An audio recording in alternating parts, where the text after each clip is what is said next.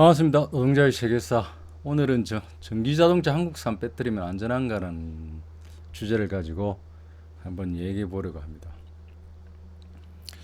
지난 8월 1일 오전 6시 15분경에 인천시 서구 청라동의 한 아파트 지하 주차장에서 이게 전기자동차가 화재가 발생해 가지고 그 주위에 지하 주차장의 주변에 이렇게 주차되어 있는 차들이 거의 다 다 타고 지하 주차장도 화재 때문에 시설들도 거의 다 타서 아파트 주민들이 지금 불편을 겪고 있죠.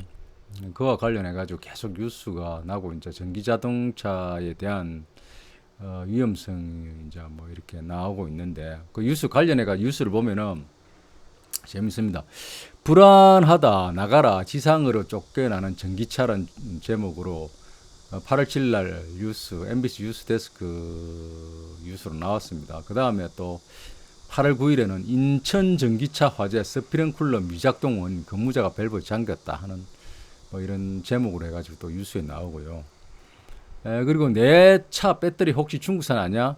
전기 차줄도 알 수 없다 하는 JTBC 아침 뉴스에 또 나오고 그리고 최근의 뉴스인데 평택시에서는 전기차 화재 대응 계획을 발표했는데 전기차 주차장을 지상으로 이전한다. 이전 계획을 발표했다는 이런 뉴스도 나오고 있습니다. 제가 이게 이 화재가 나고 나서 꽤 이렇게 크게 이슈가 되고 해서 그 인천에 사는 제 지인한테 전화를 할 일이 있었는데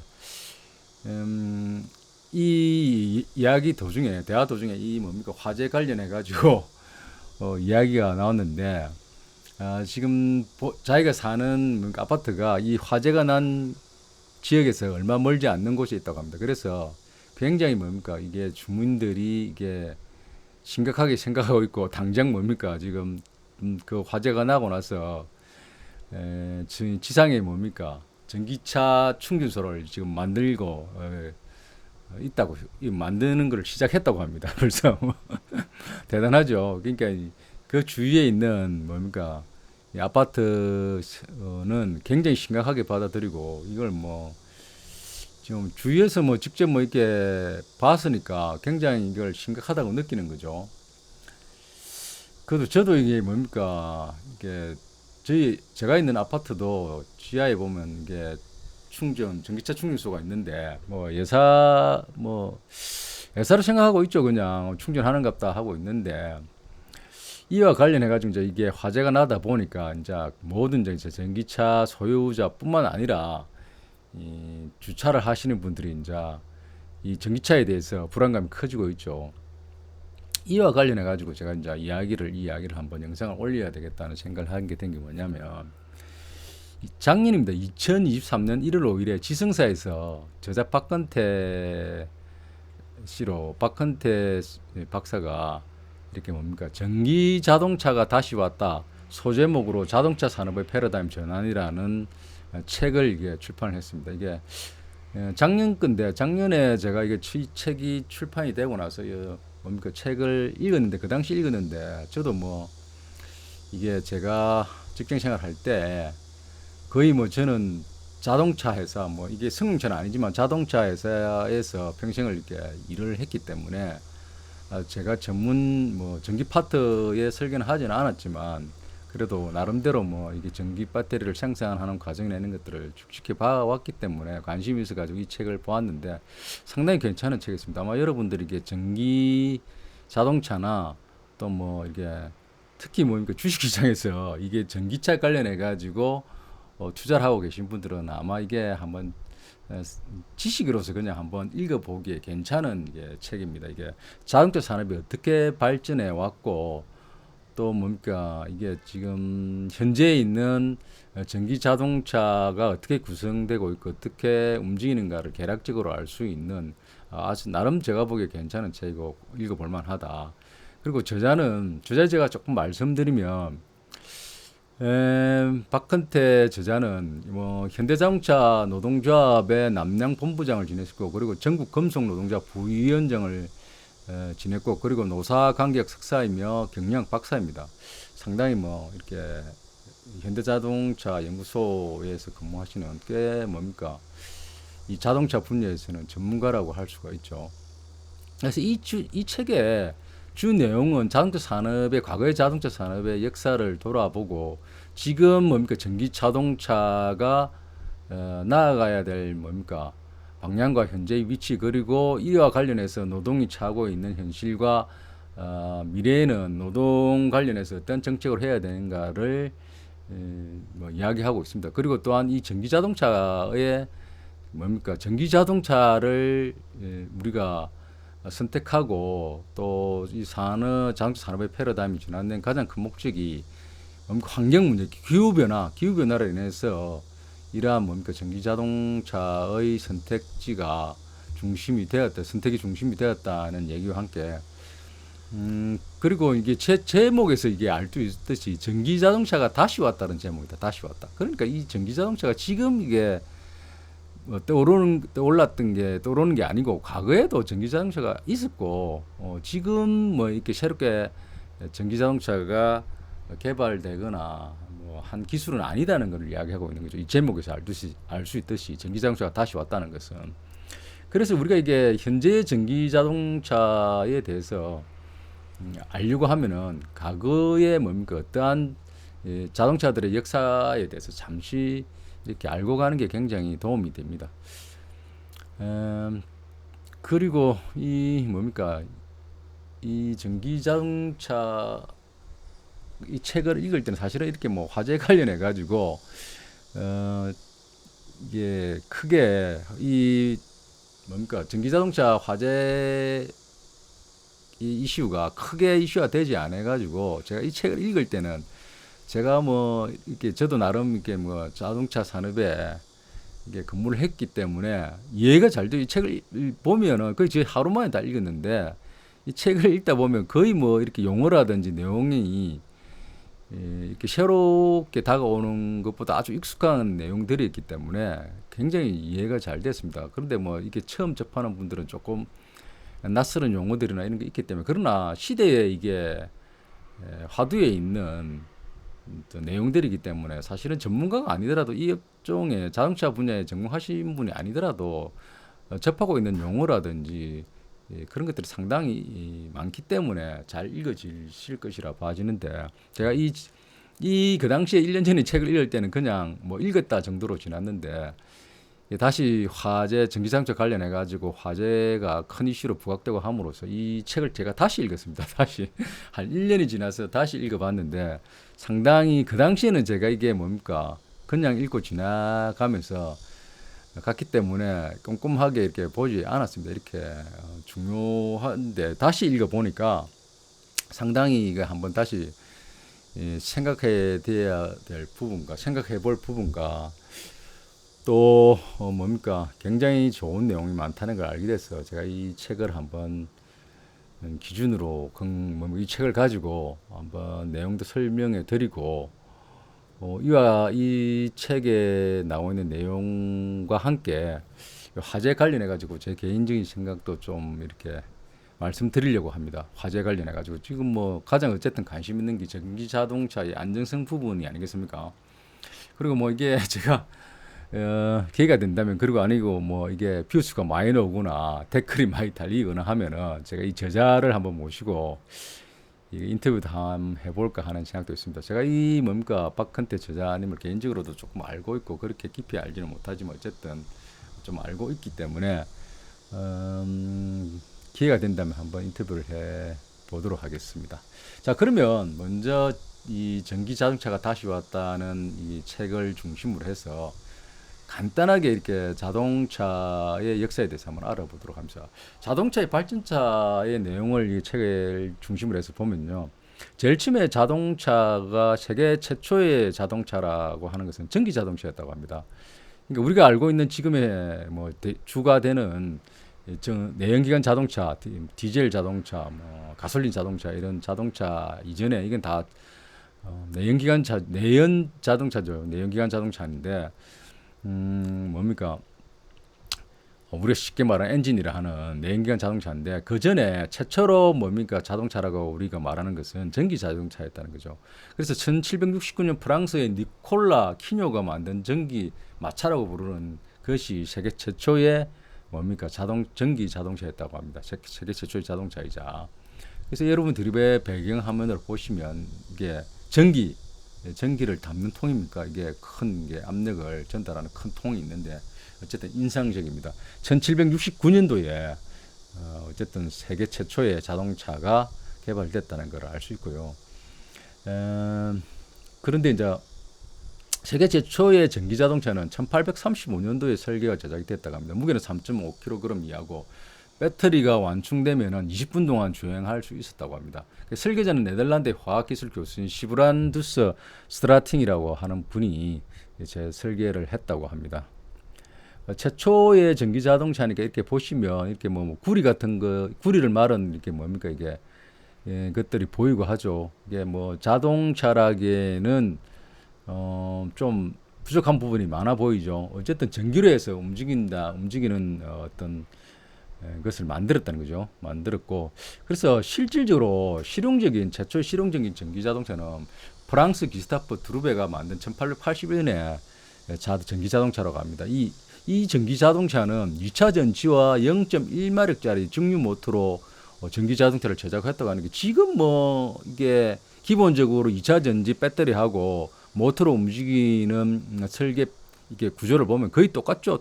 아예 아니면 거의 아예 똑같은 거죠. 어쨌든 뭐 성능만 달라진 거지.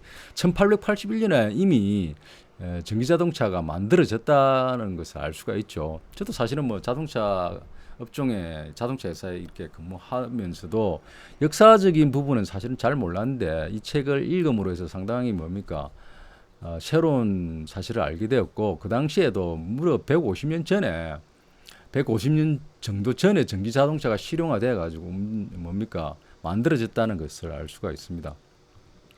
그래가지고 1896년에 보면 미국 최초의 전기 자동차 회사가 설립됐다고 합니다. 모리스 앤 살롬 일렉트릭 캐리지는 웨건 컴퍼니를 해가지고 1896년에 미국 최초의 전기 자동차 회사가 설립이 되었고요.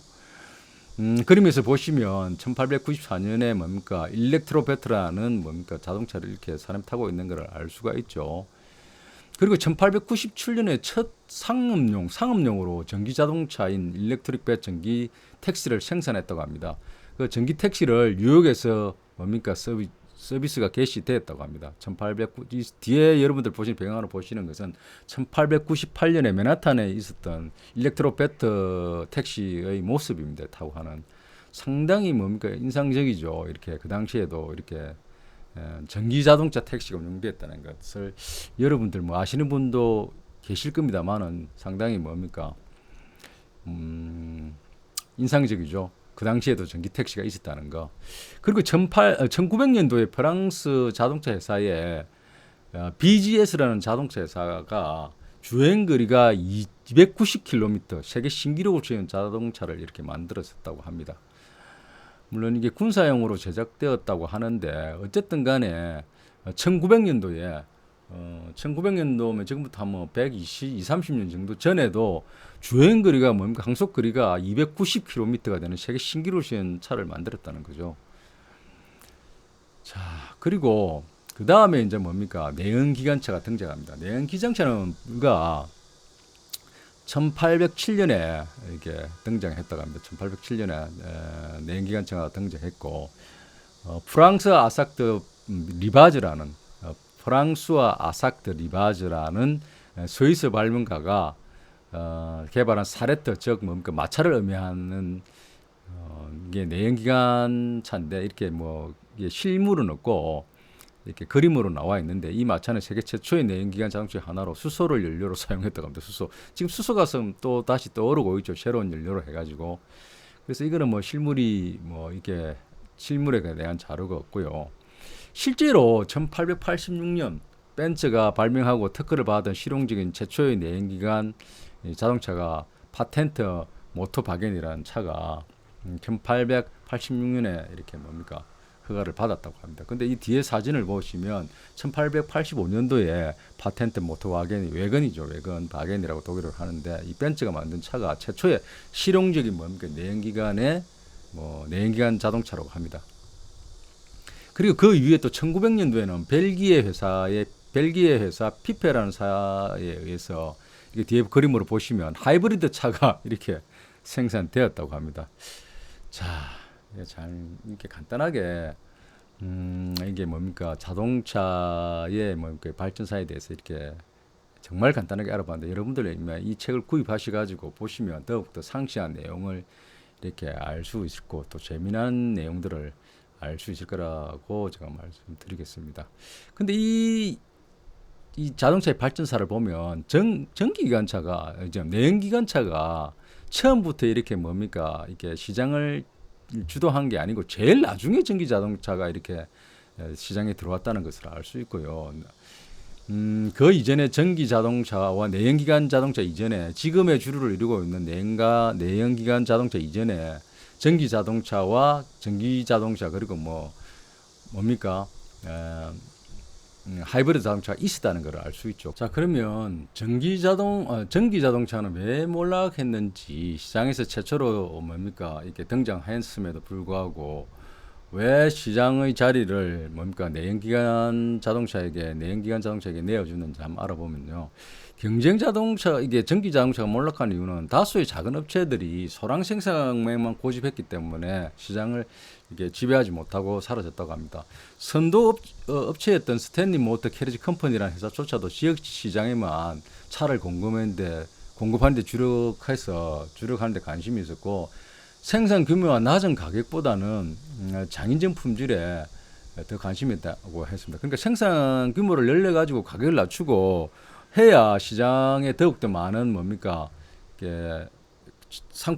자동차를 공급해서 회사가 커 나갈 텐데 거기에는 관심이 없고 오직 장인적인 품질에 더 관심을 가지고 아주 이 자기네들이 차를 구매할 수 있는 수요에만 대응하다 보니까 시장에서 도태되었다는 얘기죠. 자, 그리고 전기자동차와 그러면 이제 전기자동차가 이렇게 시장에서 사라지는 운명을 맞이하고 나니까 시장을 주도하는 그 당시 이 전기자동차와 내연기관차가 있었는데요. 그러면 전기자동차와 내연기관차가 어떻게 시장을 분할했는지 알아보면요. 그 당시에 1880년 최초로 전기자동차가 등장하고 나서 전기자동차는 시동과 가속, 변속이 용이하고 청결하고 조용하면 신뢰할 수 있고 조용했지만 느리고 비쌌다고 합니다. 느리고 비쌌다. 그래서 전기자동차의 황금 시대는 1900년대에서 1920년대 사이에 약 50개의 회사가 전기자동차를 생산했다고 하고요. 아주 놀랍죠. 저도 사실은 이게 잘 몰랐습니다.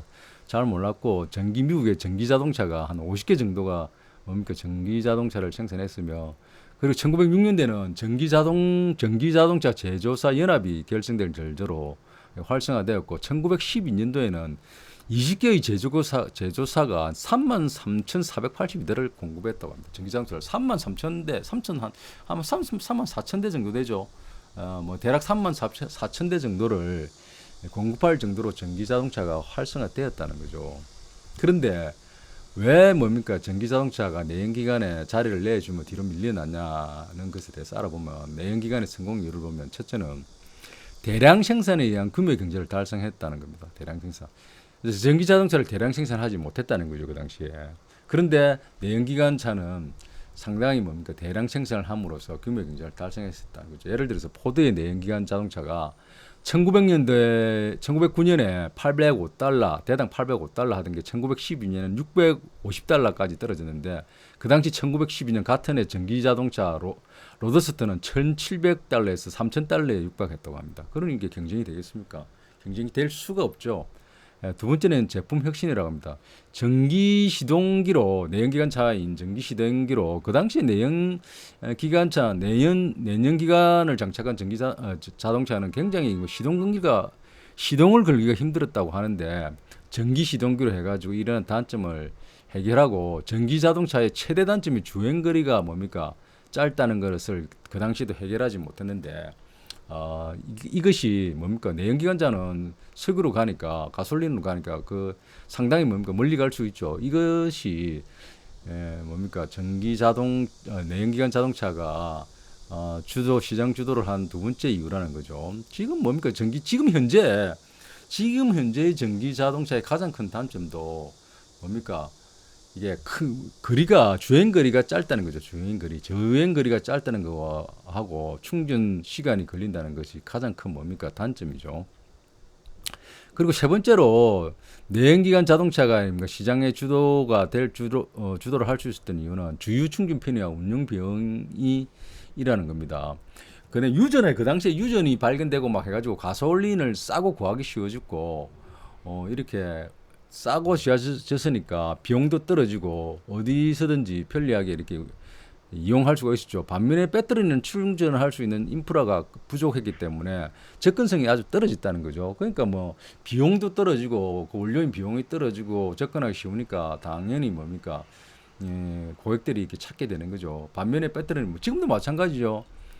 지금 120년이 지난 120, 30년이 지난 지금도 배터리는 뭡니까? 이 전기 충전 인프라가 상당히 부족하죠. 이게 뭐 당장 이게 배터리 차에 충전할 수 있는 인프라만 이렇게 뭡니까 충전소만 짓는다고 해도 해결된 문제가 아니죠. 근본적으로 전기 생산량을 늘려가지고 이게 송전을 해야만이 크게 뭡니까 필요한 전기 자동차가 하게 되면 굉장히 많은 전기가 필요하지 않습니까? 전기를 이렇게 보낼 수 있는 송전 시설까지 다 돼야 이렇게 전기차 보급이 좀 쉬워지죠. 단순하게 이게 충전소만 짓는다고 해서 해결될 문제는 아니라는 거죠. 네 번째는 뭐냐면은 그 당시 1920년대에 미국의 동부와 서부를 포함해서 여러 뭡니까 다른 도시들이 연결되면서 더 멀리 갈 수 있는 차량이 필요해졌는데 내연기관차는 뭡니까 석유 가솔린을 통해 가지고 그와 같은 문제를 해결할 수 있는데 뭡니까 연료만 계속 충전하면 계속 갈 수 있죠. 그런데 전기 배터리는 인프라가 부족하다 보니까 멀리 갈 수는 없죠. 현재도 마찬가지죠. 이게 조금 많이 해결이 됐죠. 해결됐음에도 불구하고 내연기관 자동차가 가지고 있는 장점을 따라서 하면 아직 부족하죠. 그래서 제가 이 외 자동차의 그 역사 발전사에 대해서 이렇게 간략하게 알아보았냐 하면요. 지금 우리가 이게 전기차의 미래를 밝게 보고 그리고 전기차에 대한 기술이 혁신적이고 우리가 이게 미래의 인간의 기후 변화에 대응하는 차라고 찬양하고 있지만 사실은 이와 같은 전기 자동차는 지금 나온 게 아니라 120년 전에 나왔고 상당히 많은 이 실제로 우리 사회에서 그 당시에 운영이 돼 왔던 차량이라는 거죠. 그러니까 쉽게 1920년도에도 34,000대가 팔릴 정도니까 어마어마하게 팔리지 않았습니까? 그 당시에 이렇게 시대적 상황을 판단해 보면 그렇기 때문에 지금은 우리가 전기자동차에 대한 이러한 기술들이 그 당시 기술보다 엄청나게 발전한 기술은 맞지만은 그렇게 많은 근본적인 이게 원리로서는 발전하는 기술이 아니다. 정교해지고 한 것뿐이지. 그래서 그 당시에 전기자동차를 포함해서 하이브리드까지 모든 차량이 다 있었다는 것을 우리가 알 수가 있죠. 자, 그러면 그 당시에 그러니까 전기자동차가 가지고 있었던 단점들을 지금은 그러면 이렇게 우리가 극복했느냐는 것을 한번 알아봐야 될 것 같습니다. 지금 그래서 최근에 이렇게 화재 관련해 가지고 EV 포비아라고 해가지고 전기자동차 공포 전기자동차의 공포감이 이게 상당합니다. 상당하고 그와 관련해 가지고 이게 전기자동차의 구조를 보면 전기자동차는 굉장히 간단합니다. 이게 간단하죠. 이게 아마 자동차에 대해서 조금이라도 이해하시는 분들은 알겠지만은 기존에 이게 내연기관 자동차는 굉장히 복잡합니다. 흡기, 배기 이렇게 있고 기본적으로 엔진을 통해서 이게 동력을 전달하고 그 동력을 전달하면 이제 나오는 부산물이 가스를 갖다가 환경에 악영향을 미치는 그런 부산물들을 저감하기 위해서 배기에 상당한 부분이 배기 장치들이 첨가돼 있죠. 그리고 그 엔진을 시키기 위해서 쿨링 장치들이나 또 뭡니까 계절적 겨울에 따뜻한 뭡니까 공기를 보내기 위한 히팅 시스템들이 다 엔진과 관련되어 있고 이 엔진에 대한 안정성을 높이기 위해서 엄청난 많은 안전 장치들이 보강되어 있는 것을 알 수 있습니다. 굉장히 복잡합니다. 이게 지금 그에 비해서 이 전기 자동차를 보시면 정말 간단하죠. 이게 모터 앞뒤로 모터하고 배터리가 주가 되는 이런 구조지 않습니까? 너무나 간단해 보이는 거죠. 그리고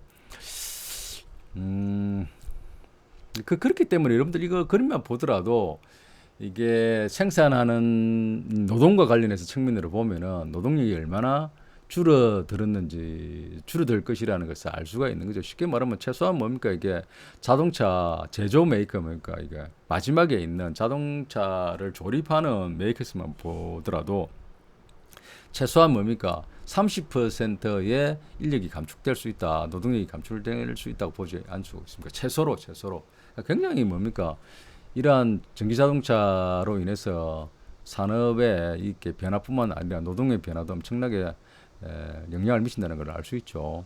그래서 이게 배터리를 조금 더 우리가 보시면은 뭐 우리가 많은 분들이 알고 계시겠지만 이 자동차 밑에 들어가는 이게 배터리는 조금 이렇게 세분해 보면 가장 최소의 단위는 셀, 전기 에너지를 충전하고 방전하는 기본적인 단위를 우리가 셀이라고 하죠. 여러분들 배경화면에서 보시겠지만 이 셀이라고 이 셀을 갖다가 여러 개 묶인 조립체가 이렇게 우리가 모듈러를 하고 이 모듈을 갖다가 뭡니까 관리하고 열을 이렇게 뭐 열이 나니까 열을 식히고 열 관리 시스템과 뭐 이게 구동 이렇게 관리 시스템을 묶은 것을 우리가 팩이라 합니다. 그러니까 자동차 이렇게 조립해서 우리가 쉽게 말하는 현대자동차와 기아자동차 한국의 대표 자동차에서 이렇게 조립하는 것들은 이 팩을 이렇게 조립하는 거죠.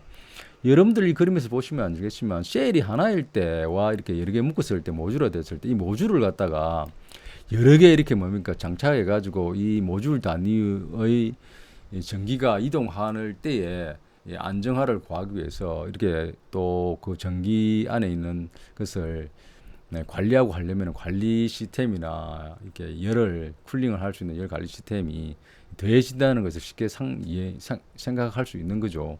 그래서 이와 같은 뭡니까 이 모듈을 묶어서 이렇게 팩이라는 것 단위로 이렇게 묶어가지고 크게 장착할 수 있는 단위로 이렇게 만들면 굉장히 이게 어렵습니다. 사실은 위험하고요. 또 위험한 이게 여러분들 그럼 보시면 알겠지만 이게 하나 있을 때보다 여러 개를 이렇게 묶어가지고 이 여러 개의 모듈을 갖다가 똑같은 뭡니까 전기 에너지의 상태로 만들고 또 방전과 충전을 이 여러 개의 모듈이 할 수 있는 기능을 만들려면 얼마나 관리 시스템이 뭡니까 관리 시스템이 정교해야 되고 또 이로 인해서 열이 많이 발생하는 것을 열 관리 시스템을 잘 해야 되는 이와 관련해서 시스템이 복잡해지는 것을 우리가 알 수가 있는 거죠.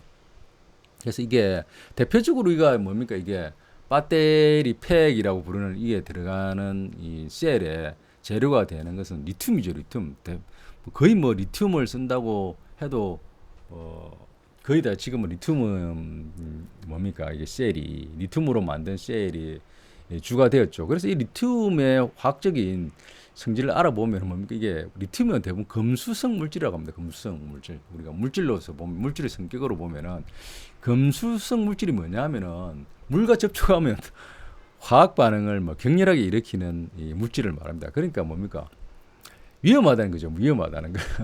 그래서 금속 물질이나 물과 접촉하면 화학 반응을 일으켜 열과 기체를 방출하는 물질을 말한다는 거죠. 그리고 리튬은 물과 반응하여 수소나 리튬과 수소 기체를 생성하고 이 반응으로 인하여 이 반응은 상당히 격렬하며 특히 리튬이 작은 조각으로 존재할 때 더 빠르게 진행될 수 있다. 리튬 자체가 상당히 뭡니까 물과 반응하면 폭발성을 가지고 있는 물질이라는 거죠. 굉장히 위험하다는 겁니다. 위험하다. 에너지 밀도가 굉장히 높고 그래서 이 리튬을 뭡니까 이 리튬의 특징을 이게 물리적, 화학적, 정기적으로 한번 특성들을 알아보면 주기율표에서 이게 주기율표상에서는 3번 원소로 알칼리 금속에 속한 황금 원소입니다. 물질적 특징은 굉장히 가볍고 밀도가 높다고 합니다. 밀도가 낮다고 합니다. 그래서 리튬이 배터리든 경량화가 중요한 분야에서 상대하는 이유 중에 하나라고 합니다. 배터리가 가볍기 때문에 리튬이 가장 가벼운 금속이기 때문에 이게 리튬 배터리가 경량화가 쉽게 할 수 있다는 거죠. 그 중에 중요한 물리적 특성이라는 거죠. 그 다음에 화학적 특성은 리튬은 알칼리 금속권에 속하기 때문에 반응성이 매우 크다고 합니다. 반응성. 공기 중에 노출되면 노출되기 쉽게 산화되기 때문에 굉장히 위험하다는 거죠. 그래서 물과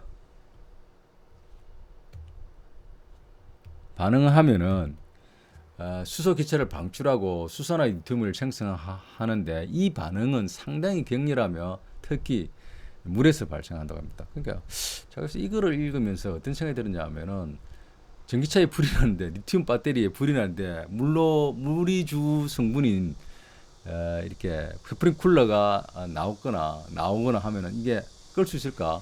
이게 보면은 리튬의 특성이 물과 반응하면 더 크게 폭발한다고 했잖아요. 더 크게 격렬히 반응하고. 그러니까 이게 스프링 쿨러가 작동해가지고 뭐 이렇게 끈다. 제가 좀 의아합니다. 제가 잘 몰라서 그런지 모르겠죠. 이 리튬의 화학적 특성을 보면 물을 멀리해야 된다는 거죠. 물을 멀리해야 된다. 물을 멀리해야 되는데 물이 주 성분인 이게 뭡니까? 물로 가지고 이렇게 소화를 한다. 상당히 위험하겠죠. 그래서 이게 이게 화재 났을 때 전기자동차 화재가 뭡니까 났을 때 웬만한 뭡니까 소화기로는 꺼지지 않고 결국은 꺼지는 게 아니라 배터리가 다 타가지고 더 이상 탈 게 없을 때까지 옆으로 번지지 않도록 그냥 방어만 하는 거죠. 그게 소화하는 게 아니라. 그래서 보면은 소화 장치에 보면은 소화 장치가 아니고 격벽 뭡니까 이게 막고 뭐 수조에 넣고 뭐 이렇게 하는데 물이 뭡니까 화학 반응 화재가 더 이상 밖으로 번지지 않도록 하는 거죠. 이게 끄는 게 아니라. 그래서 리튬 이온은 전기를 저장하고 방출하는 능력이 굉장히 뛰어나다고 합니다. 전기적 특성으로서는. 그래서 안전성에 관련해서는 특히 물이나 습기에 노출될 때 굉장히 위험하다고 합니다. 그럼 물은 조심해야 된다는 거죠. 근데 스프링쿨러에 물이 나와가지고 끈다는 거는 조금 제가 이해하기 힘듭니다. 그리고 또 리튬 이온 배터리에서 과일이나 외부 충격 시 화재 또는 폭발이 굉장히 위험한 존재라고 합니다. 이 리튬의 특징을 보러 보면. 자, 그래서 이 리튬을 기본으로 한 이온 전지의 구성 요소를 알아보면 크게 뭡니까? 배터리의 4대 요소가 있는데 이 리튬 이온 배터리의 4대 요소를 보면은 양극극제, 음극제, 그다음 전해질 분리막을 4대 뭡니까 요소라고 하는데 양극은 뭡니까 리튬 이온의 공급원으로 배터리의 용량과 평균 전압을 결정한다고 합니다. 음극은 충진 속도와 수명을 결정하고요. 전해질은 양극과 음극 사이에 이온이 이동할 수 있는 매체라고 합니다. 그다음 분리막은 여러분들 뭐 그러면서 보시면 대충 이해가 되시죠. 양극과 음극이 서로 섞이지 않도록 물리적으로 막아주는 장벽이라고 합니다. 그래서 한마디로 말하면 양극과 음극은 배터리의 기본 성능을 결정하고 전해질과 분리막은 배터리의 안전성을 결정한다고 합니다. 자, 그러면 이제 우리가 이제 뭐 이게 화재 난 인제 청라지구 화재하고 금산군 공영 주차장 타워에서 난 화재 관련해 가지고 한번 이렇게 알아보면은 인천 청란지구 화재는 2024년 뭐 8월 1일 날 화재가 났고요. 금산군 공영주차장 타워에서 화재는 2024년 8월 6일 날 화재가 났습니다. 자동차 메이커는 인천 청라지구는 메르세데스 벤츠였고 금산군 공영주차장 화재는 기아였습니다. 기아였고 차종은 인천 청라지구는 EQE 세단이었고 뭡니까 기아는 EV6라는 차종이었습니다. 배터리 메이커는 인천 청라지구 화재는 파라시스 에너지라는 중국 업체였고 금성군 공주차장 화재는 SK온이었습니다. 국산 배터리였습니다. 그리고 배터리 종류를 보면 두 개 다 공이 3원계 배터리에 니콜, 코발트, 망간이 섞여있는 리튬 배터리였고 배터리 형식은 두 개 다 파우치형이었다고 합니다. 자, 그럼 여기서 많이 나오는 뭐 이렇게 언론에도 많이 언급되고 있는 중국산 저가형 뭐 배터리를 써서 그렇다 아니다 하는 내용들도 많이 있고 하는데 그와 관련해서 알아보면은 3원계 배터리 소위 말해서 고급 차량에 많이 쓰고 장거리 전기자동차에 많이 들어간다는 3원계 배터리와 그 다음에 조금 더 저가 차량 이게 단거리 이 주행에 많이 쓴다는 LFP 배터리에 대해서 알아보면은 3원계 배터리는 주로 뭡니까? 양극 소재가 리튬과 니켈, 코발트, 망간, 니켈, 코발트, 망간을 주로 이렇게 사용하고요. 그다음에 LFP 배터리는 리튬, 철, 인산이 많이 주 성분으로 되어 있다고 합니다. 에너지 밀도는 3원계가 높고 LFP 배터리는 낮다고 합니다. 그래서 수명은 3원계 배터리가 짧고 LFP 배터리가 길다고 합니다. 안정성은 화재 폭발성이 3원계 배터리 굉장히 높다고 합니다. 그러니까 화재가 난 이게 배터리를 보면은 다 3원계 배터리이기 때문에 화재 폭발 위험성이 아주 높았던 거죠, 처음부터. 근데 중국산이라고 우리가 많이 이야기하는 LFP 배터리는 뭡니까? 화재 폭발 위험성이 굉장히 낮다는 겁니다. 그리고 3원계 배터리는 고가고 LFP 배터리는 저가입니다. 그래서 용도로 보면 4원계 배터리는 높은 뭡니까? 주행거리가 아주 긴데 이런 데는 사용하고, 그 다음에 LFP 배터리는 비용 호용성이 좋거나 안정성을 중시하는 차량이나 에너지 저장 시스템의 ESS 등과 같은 곳에 사용한다고 합니다. 그래서 이 LFP의 장점을 보면은, 네 가지 장점을 보면은 높은 안정성이 있고, 그 다음에 낮은 가격, 그 다음에 긴 수명, 재생 가능하다, 재생이 뛰어나다는 장점이 있다고 합니다. 그런데 지금 화재 제가 아까 말씀드렸듯이 인천 청라지구에 뭡니까? 메르테스 벤츠에 들어간 배터리 종류는 3원계 배터리라는 했던 거죠.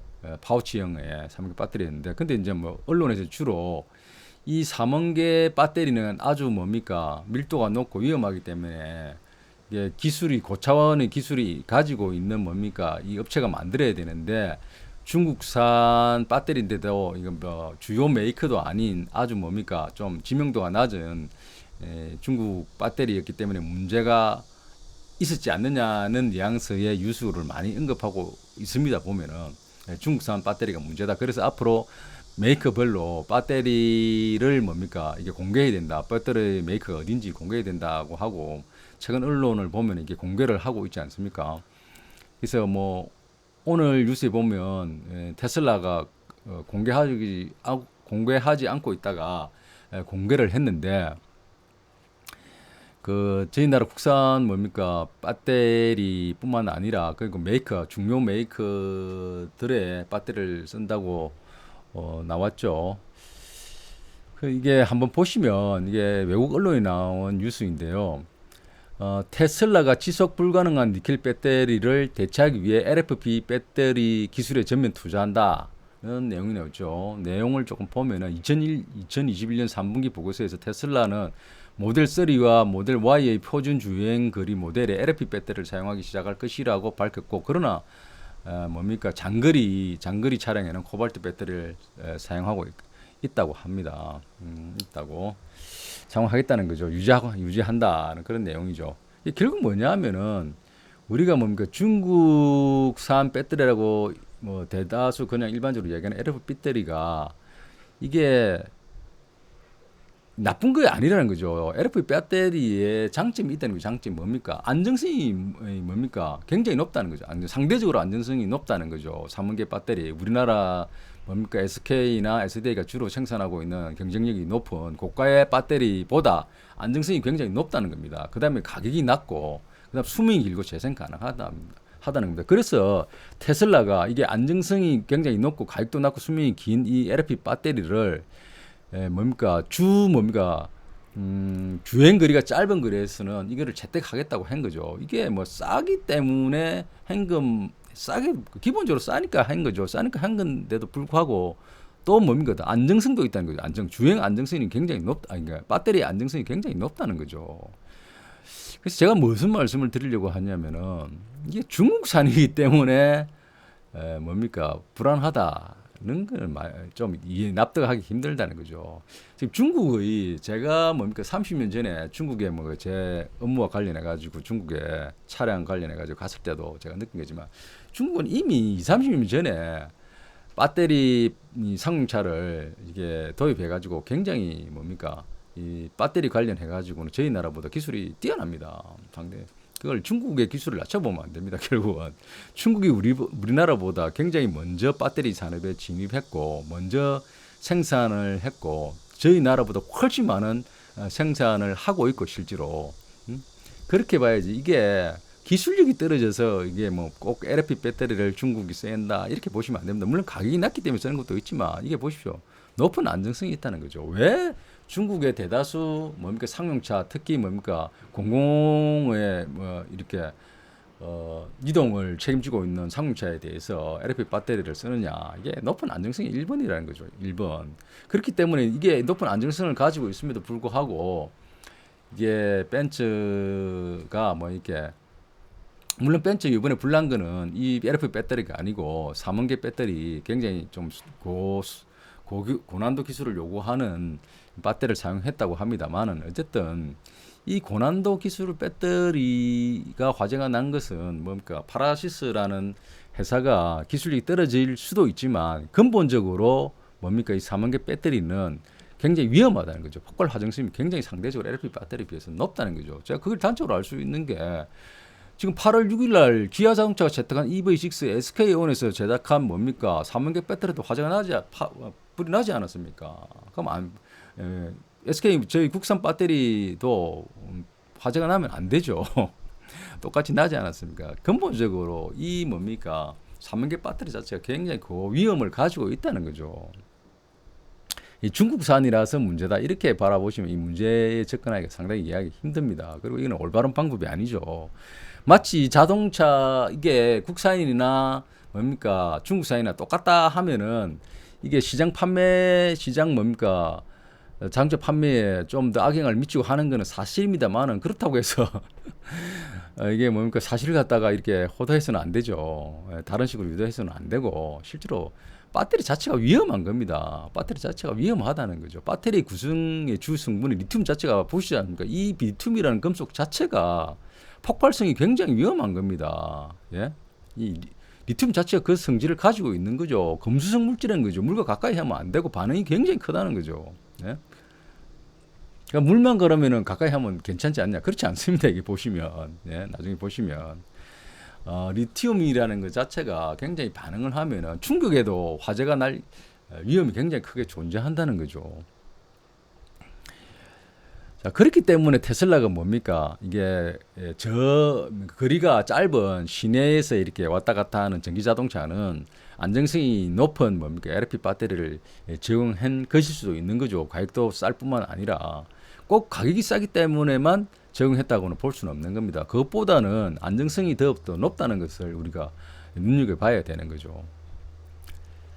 자, 그리고 이게 EV 배터리의 2022년도 이게 뭡니까 제조사들의 시장 점유율을 보면 중국의 CATL이 뭡니까 34%고 우리 LG가 뭡니까 LG화학이 14%, SK 뭡니까 이노베이션이 7%, 삼성이 5%, 뭐 파라소닉이 일본의 파라소닉이 10%, 나머지는 뭐 중국이 차지하고 있습니다. 그야말로 중국이 세계 최고의 이게 뭡니까 마크시ェ어를 차지하고 있습니다. 중국의 기술이 낮다고 보시면 됩니다. 중국의 기술은 낮은 것부터 높은 것까지 싹 다 있습니다. 굉장히 높은 것, 저희 뭡니까 높은 기술은 저희 나라보다도 앞서간다고 할 수 있습니다. 배터리 기술은 저희 나라보다 훨씬 앞서서 기술을 이게 시장에 진입을 했고 생산량도 많고 축적된 기술이 저희보다 앞섭니다. 실제로 이걸 뭐 배터리 셀 자체 배터리 만드는 기술만 저희들이 고 부가가치 있는 아주 주행거리가 높은 거리를 우리가 만든다고 해서 우리 기술이 앞선다고 라고 단적으로 말할 수는 없는 것이죠. 자, 그래서 이 전기 자동차가 그럼 왜 뭡니까 화재가 나느냐 하면은 이게 충전기 과충전 문제가 많이 나오죠. 아까 제가 말씀드렸지만은 이 팩에 뭡니까 이게 셀이 모여 있는 여러 개 모인 이 모듈들도 모아 가지고 있는 이 팩이 가충전이 되면 뭡니까 이게 열 관리 시스템이 이 가충전을 컨트롤하고 해야 되는데 그게 쉽지 않다는 거죠. 여러분들 실제로 이게 모듈을 갖다가 연결해 가지고 모듈들마다 충전 상태를 이렇게 파악하고 또 부족하면은 그러니까 충전이 많은 부분에 이온을 옮기고 하는 그 기술들이 쉽지 않습니다. 이게 이론적으로는 가능할지 모르겠지만 실질적으로 상당히 어렵다는 거죠. 이게 뭡니까 하드웨어적인 측면은 이론하고 다르다는 거죠. 여러 가지 변수 요인들이 작용하는 거죠.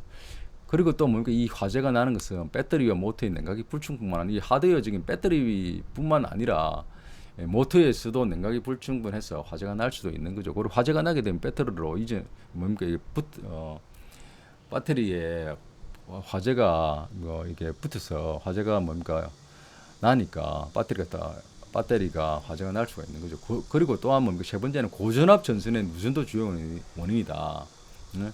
그러니까 이게 고전압 고밀도가 된다는 건 뭡니까 누전이 될 가능성도 많이 있는 거죠. 이걸 컨트롤하기 위해서 여러 가지 장치를 합니다만은 이게 불안전하다는 거죠. 그 다음에 제가 가장 우려하는 물리적 충격을 받아도 뭡니까 배터리가 손상되고 화재가 날 수 있다는 겁니다.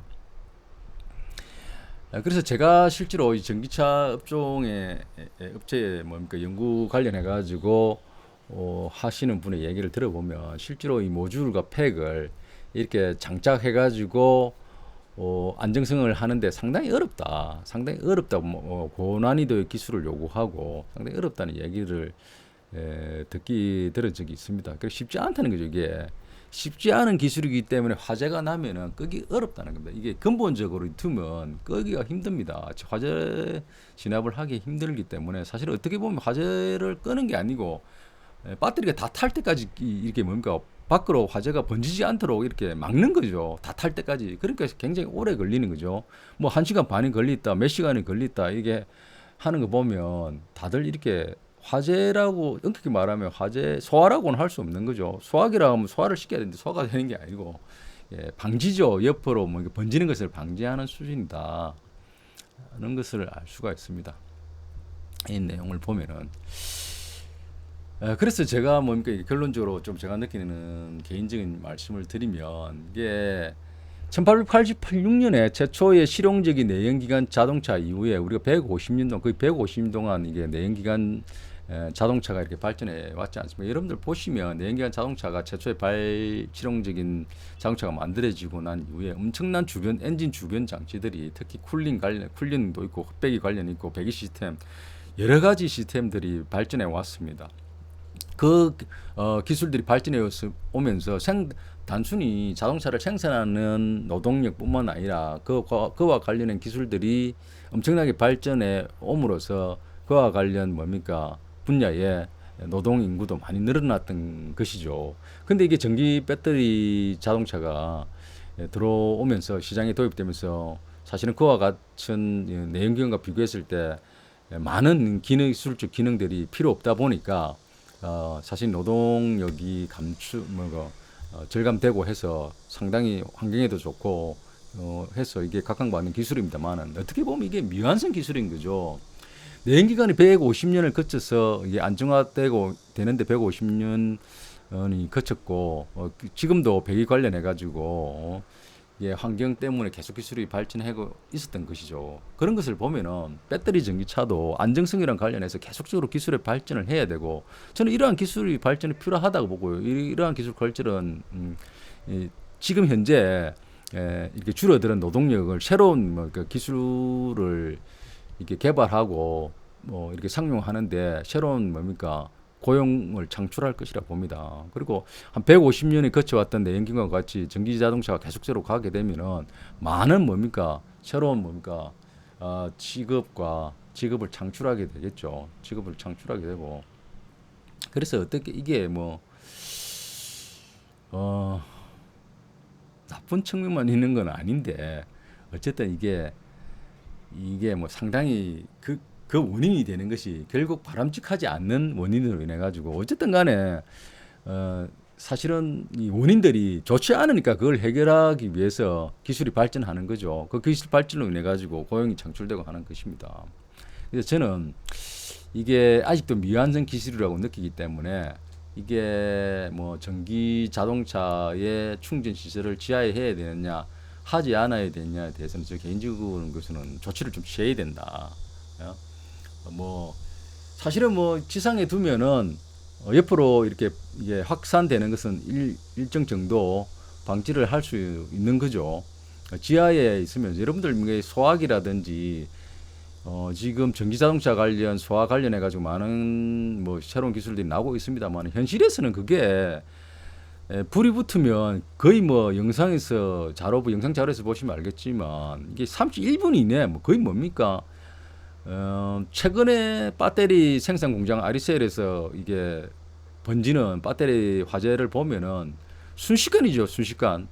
순식간에 자동차 이 배터리 관련 화재들이 번지기 때문에 실질적으로 소화기가 있다 하더라도 대응하는 것은 거의 뭐 현재로서는 어렵다고 봐야 되죠. 어렵다고. 그러니까 미연에 방지하는 게 사실은 지금 할 수 있는 최선의 뭐 이렇게 조치가 아닌가 하는 생각이 듭니다. 생각이 들고요. 어쨌든 이와 대해서는 사실은 뭐 정답이 옳고 그르냐를 떠나서 현실적인 문제이기 때문에 많은 찬반 논란이 있을 거로 봐집니다. 자, 오늘은 이 전기차 화재 관련해 가지고 전기 자동차의 뭐 발전 사고와 함께 개인적으로 느끼는 이 전기차의 안전과 관련한 생각들을 이야기해 보았습니다. 뭐 시간이 된다면 이 뭡니까 전기 자동차가 다시 왔다는 이 책에 대한 박근태 저자를 모시고 한번 얘기를 나눠보는 시간을 가졌으면 좋겠습니다. 다음에는 더 좋은 내용으로 여러분들 찾아뵙도록 하겠습니다.